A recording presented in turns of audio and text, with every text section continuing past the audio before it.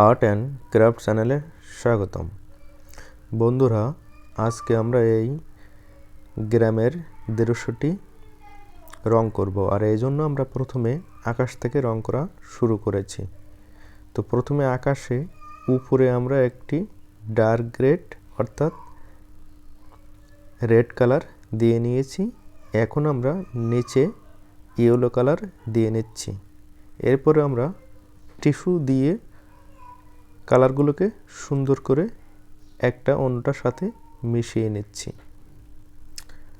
আমাদের আকাশ রং করা শেষ, তাই এখন আমরা দূরের যে গাছগুলো আছে সেই গাছগুলোকে ডার্ক গ্রিন দিয়ে রং করে নিচ্ছি। আমরা দূরের অনেকগুলো গাছ বোঝানোর জন্য আমরা এখন গ্রিন রংটাকে একটু লাইট গ্রিন নিয়ে নিয়েছি। এখন আমরা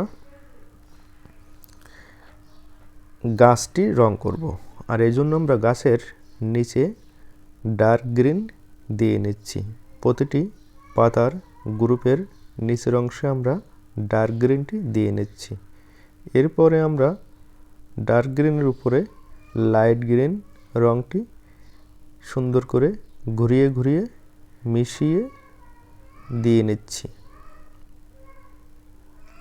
আমরা এখন উপরে হলুদ রংটি সুন্দর করে মিশিয়ে দিয়ে নিচ্ছি। আমরা এখন গাছের যে নিচে কাঠের অংশ সেটিকে এক পাশে ডার্ক ব্রাউন দিয়ে নিচ্ছি, অন্য পাশে লাইট ব্রাউন দিয়ে নিয়েছি। আমরা এখন কলা গাছে রং করছি। কলা গাছে সবসময় লাইট গ্রিন হয়,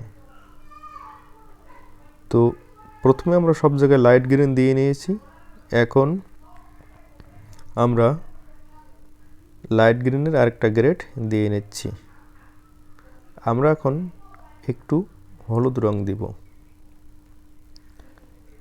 আমরা এরপরে গাছের পাতার ভেতরে একটু ডার্ক গ্রিন দিয়ে নিচ্ছি, যেন পাতাটি উপর এবং নিচে এইটা বোঝায়। আমাদের কলা গাছ রং করা শেষ। এখন আমরা ঘরে এই অংশে লাইট ব্রাউন দিয়ে নিচ্ছি। আমরা লাইট ব্রাউনের পরে এখন ইয়েলো ওয়াকার রং হালকা করে দিয়ে নিচ্ছি। আমরা এখন লাইট একটি কালার দিয়ে নিচ্ছি। আমাদের ঘরের চাল রং করা শেষ। ঘরের চাল আর রং করা শেষে আমরা এখন খড়ের যে গাদা আছে সেটিকে আমরা এক পাশে ডার্ক ব্রাউন দিয়ে নিয়েছি, অন্য পাশে লাইট ব্রাউন। আমরা এখন লাইট ব্রাউনের পাশে গ্যাম্বোজ ইয়েলো এবং ইয়েলো ওয়াকার এই দুটো কালার মিশিয়ে নিচ্ছি। আমরা এখন সাদা অংশে গ্যাম্বোজ ইয়েলো দিয়ে দিচ্ছি। আমরা একইভাবে অন্য পাশে যে খড় আছে সেটিকে আমরা dark brown, light brown, yellow ochre এবং গ্যাম্বোজ ইয়েলো এই চারটা কালার দিয়ে খড় আঁকা শেষ করলাম। আমরা এখন ঘরে রং করে নিচ্ছি। ঘরের দেওয়ালে আমরা এক পাশে ডার্ক কালার, অন্য পাশে লাইট কালার। আমরা যেমন ডার্ক অরেঞ্জ, অন্য পাশে লাইট অরেঞ্জ, তেমনি আমরা অন্য ঘরটি এক পাশে ডার্ক একটি কালার, অন্য পাশে লাইট কালার।